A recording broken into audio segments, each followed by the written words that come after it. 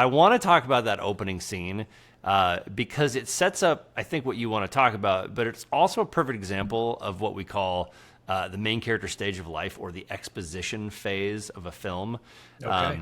And usually the exposition phase is very, very boring. And it'll typically feature a couple characters kind of like sitting and chatting and telling you all the things that you need to know about the backstory of a character. It's plot exposition. It has to go somewhere. Really good screenplays, they show don't tell, and so they'll show you sort of a day in the life of. This movie did such an exceptional job. The exposition phase is a short film in its own right. And it starts with showing off that he's obviously a pilot. He drives to his work very dangerously and very, very fast, and he's got a smile on his face. He's part of an elite group that has this brand new plane, so we know he's very, very good at his job. We obviously got that like photo montage at the beginning giving you some of his backstory. He immediately decides to disobey orders. We've been ordered to stand down. They're scrapping the program. And go up in this plane, so we know he's a Maverick. We know that he's capable of doing things no one's ever done before because he reaches Mach 10.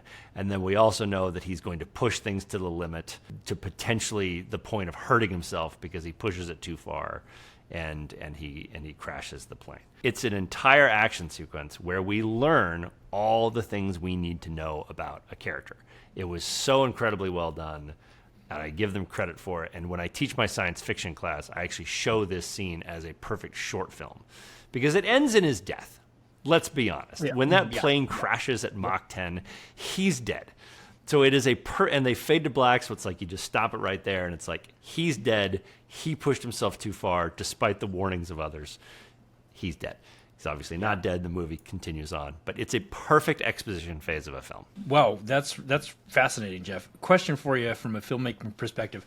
Yeah. Does that work as well if there wasn't Top Gun the movie first? I mean, because we know who Maverick is. Is Right. this just reminding us who Maverick is, or does it stand alone? Really good movies reset the premise. We get a little bit of that backstory that's more fan service when we're looking at like his board, Sure. but we don't need any of that. And if you think about Top Gun, the first one, they do the same thing, where they just immediately put you in an airplane with Maverick, and they have a little action sequence that again tells you everything you need to know.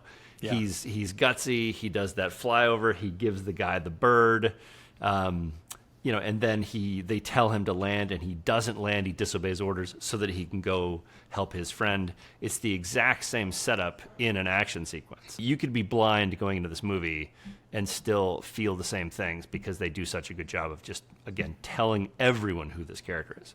Well, let me point out a couple things there that you just said that I want everyone to remember as we talk about Pete Mitchell. So